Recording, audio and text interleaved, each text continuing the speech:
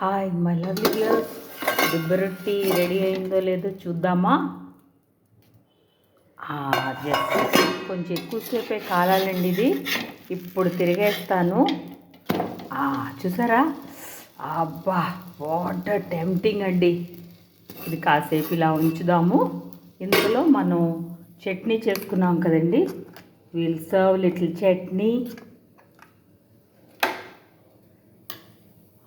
ఇది పిల్లలకి తేనెతో కూడా పెడతారండి. దిబ్బ రొట్టి తేనె కాంబినేషన్ అన్నమాట.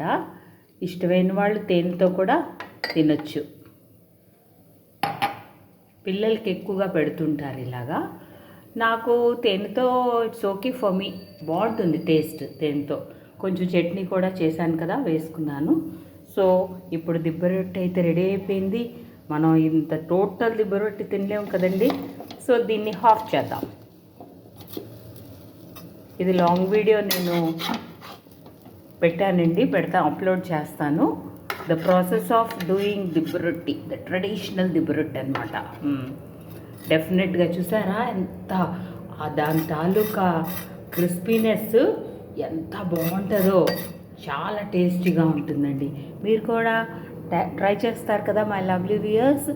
If you like my tiffin, you subscribe my channel, like, share and subscribe. Okay now my lovely viewers, bye all, have a nice time.